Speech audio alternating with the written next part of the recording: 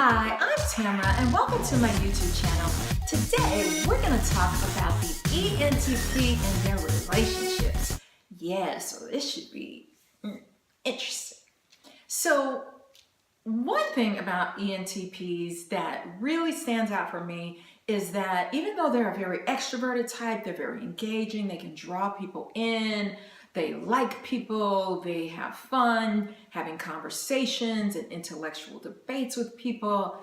They actually, when it comes to relationships, they tend to be drawn towards introverted mates. And I think here's why. I think it's because even though they're very extroverted, they're very comfortable being independent and doing some things alone, like deep study. Like, for example, if they're into theology, having that alone time to explore and go deep into those theological characters and figuring things out. If they have too much people time, they may start to become a little bit irritated and agitated and need some space so they can kind of do their own thing and explore their interests. So they're very comfortable with that, and an introverted type will give them that space that they need. So I'm going to talk in detail about a few of the types, and I'm also going to talk about a couple of types that I think would really clash or have some issues with the ENTP, and so they may not do as well in a romantic relationship. Even though I'm not going to explore the ENTP and the INFP, I think that Stephen Furtick and his wife, that's their combination. I think he's the ENTP, and that type really works. You know, she is very patient, very easygoing. She can let him take center stage and sort of support him very naturally, very easily. So I think they work really well together. The types that I think work really well with the ENTP are the INFJ, the ISTJ, and the ISFJ. It seems like those types really are drawn to the ENTP, and it's kind of funny because you wouldn't think that that combination would work so well, but yet it does. Like, they seem to really like each other in a really special way. I think the INFJ really likes the ENTP. They seem to be very fascinated, very intrigued by them. I think they can really keep each other going. The INFJ has a patience for the ENTP's exploration of different aspects of life. They just seem to get the ENTP on a deeper level that some other types may not understand. I think both types see the possibilities in life. They also both have very strong imaginations that brings them together and makes them connect. And they also both think in unusual ways, so they can keep each other very engaged and intrigued in that way. So they can use their intuition to create new dreams, new ideas, and they can be very powerful together as they bounce off of each other in that way. INFJs have a natural ability to focus in a way that ENTPs may struggle with, so they really admire that in them. And also ENTPs really like how INFJs have such a strong vision for things and their insight. INFJs are very drawn to the confidence of the ENTPs and their charm and their appeal, because sometimes INFJs can go into introverted mode, and so they really find that very attractive about ENTPs. I think this type can really help each other because they are so different. So the INFJ can help the ENTP to focus a little bit more, and the ENTP can help the INFJ to relax a little bit and enjoy life and explore and be a little bit freer. They sort of give the INFJ a break from that super intense mode of thinking. So that type can work really well together. So another type is the ISTJ ENTP combination. I know an ISTJ who can spot ENTPs from a mile away. She always draws them in. They always love her for some reason. She always really loves them. It's just a very good, powerful connection that you would think would be the total opposites, and yet they have a patience for each other. They sort of, admire different qualities about each other. Sometimes ISTJs can be super creative and imaginative, believe it or not. And the ENTP really admires that about them. They also admire their stability and that anchoring, that needing to do things a certain way and getting things done. The ENTP really appreciates that about the ISTJ and can respect that about them. The ISTJ really loves that whimsical nature of the ENTP. They find them very fascinating, that sort of charming, all over the place, that ability to be poetic and romantic. The ISTJ, it's kind of an outlet for them because they can be very serious sometimes and super focused. So it gives them an intrigue that they can play with and just enjoy. They can laugh together, they can be amused by each other. They just really click so well. The only letter that they share in common is a thinker, and so they really come together on that logical way of thinking.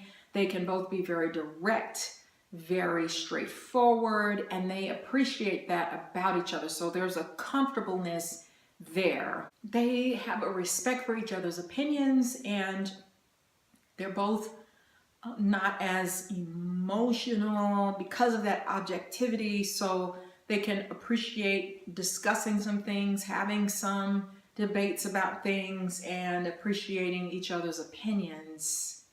ENTPs are entertainment for the ISTJ, and they find them very charming, and they love that their energetic nature. The ENTP really admires how trustworthy, stable the ISTJ is.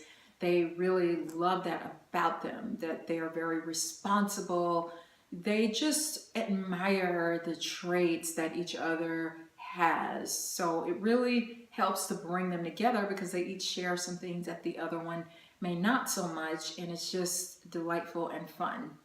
Both of them share a need for independence and space, and so they are comfortable giving that to each other. But the ENTP can be a great shoulder for the ISTJ to lean on when they are having problems. They feel very comfortable sharing their inner world with the ENTP, and the ENTP has a way of bringing that side of them out that they may not quite feel comfortable sharing with other people. So great combination, believe it or not.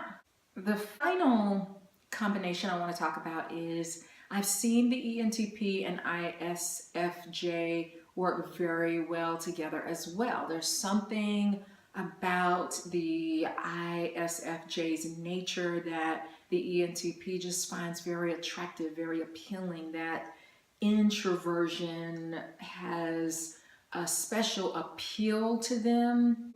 I think if that couple was together and they were less developed, or you have an extreme all over the place ENTP and you have a lesser developed ISFJ who's maybe not as strong as they normally would be, they could really, that ENTP could really break that ISFJ apart and run circles, and so there are some things about them that could maybe clash with each other, but for the most part, I think that's a good combination. They usually really get each other. I think the ISFJ is a boost in confidence for the ENTP, makes them feel important and special because the ISFJ has a way of kind of getting out of people's way, especially like in a love relationship, and just, letting them be who they are.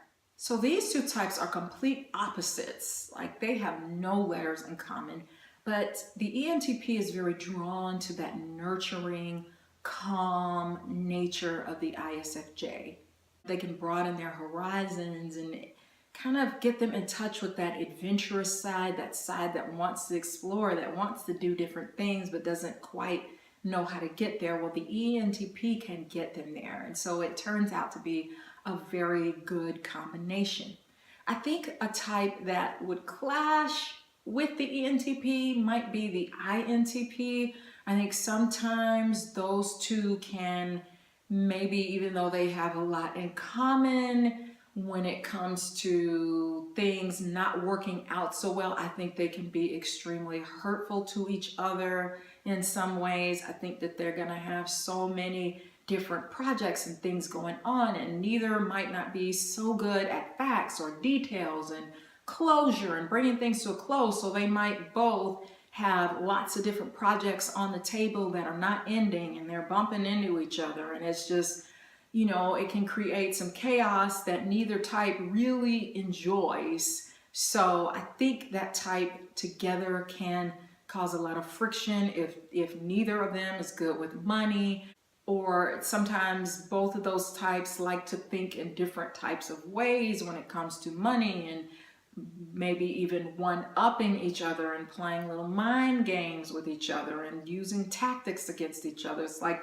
who's gonna win this battle, me or you? So sometimes that type may not click as well with each other. So it's like, for some reason, their shared similarities is what gets them into trouble. So they can tease each other, bait each other into issues or problems. They can become very critical of each other and be very hurtful. So they may not appreciate the projects that each other are working on and find them useless. Like, why are you doing this? Why are you doing that? We need to focus on mine. And so it can cause some problems between them. So I think the ENTP has a lot of different types that they can really click with. So I hope this gave you some insight into what it would be like for the ENTP to be in certain relationships. I think there's no limit really to what relationships can work for any type. I've also seen the ENTP and ESFP be in a relationship together, and I think that that's one of those relationships that has some pros. So I hope you enjoyed learning about some of the relationships that ENTPs can be a part of. Please give me a thumbs up, subscribe to my channel, and I will see you next time. Thanks for watching. Bye.